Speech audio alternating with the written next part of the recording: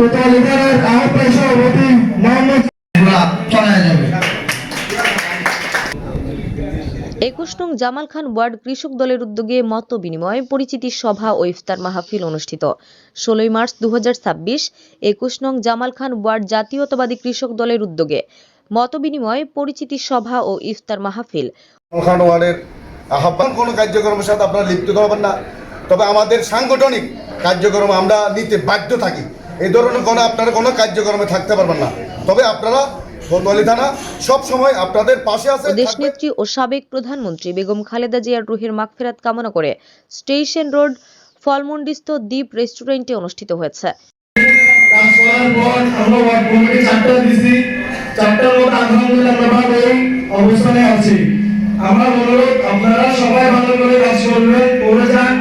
উক্ত অনুষ্ঠানে প্রধান অতিথি হিসেবে উপস্থিত ছিলেন মোহাম্মদ জাহেদ, সভাপতি জাতীয়তাবাদী কৃষক দল কোতোয়ালি থানা।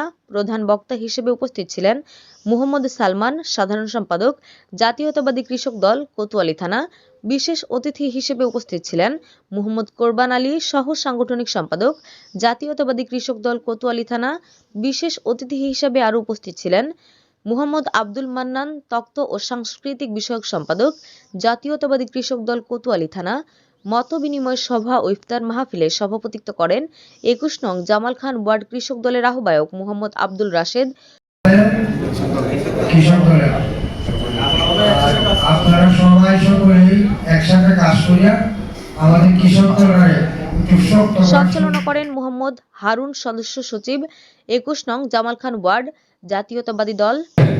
যারা আমার সদস্য আছে তাদেরকে একটাই কথা বলি, সবসময় আমরা একতাভাবে থাকতে হবে।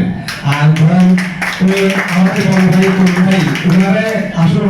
মত বিনিময় সভা ও ইফতার মাহফিলে আরও উপস্থিত ছিলেন নবগঠিত 21 নং জামাল খান ওয়ার্ড কৃষক দলের 21 বিশিষ্ট আহ্বায়ক কমিটির সিনিয়র যুগ্ম আহ্বায়ক মোহাম্মদ ওয়াসিম, যুগ্ম আহ্বায়ক যথাক্রমে মোহাম্মদ সাজ্জাদ, মোহাম্মদ হান্নান, মোহাম্মদ সোহেল, মোহাম্মদ ফারুক, মোহাম্মদ সুজন বড়, মোহাম্মদ তৌহিদুল ইসলাম, মোহাম্মদ সাজ্জাদ ছোট, মোহাম্মদ আলমগীর, মোহাম্মদ বাপ্পি সহ সদস্য যথাক্রমে মোহাম্মদ রাহুল আমিন, মোহাম্মদ টিপু, মোহাম্মদ মিজান, মোহাম্মদ নুরু, মোহাম্মদ শাহজাহান, মোহাম্মদ জুয়েল, মোহাম্মদ কোরবান আলী ছোট, মোহাম্মদ রতন, মোহাম্মদ জাহাঙ্গীর আলম। এ সময় শিক্ষাক্ষেত্রে জিয়াউর রহমানের অবদানের কথা তুলে ধরেন বক্তারা।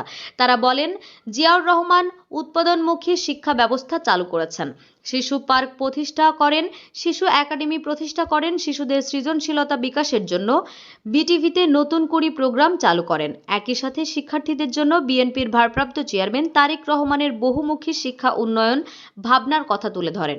বিএনপির ভারপ্রাপ্ত চেয়ারম্যান তারেক রহমান কর্তৃক জাতির সামনে উপস্থিত রাষ্ট্র কাঠামো মেরামতের বিএনপির 31 দফার মধ্যে 25তম দফায় চাহিদা ও জ্ঞান ভিত্তিক শিক্ষা ব্যবস্থা বাস্তবায়নের মাধ্যমে ভবিষ্যতের চ্যালেঞ্জ মোকাবিলায়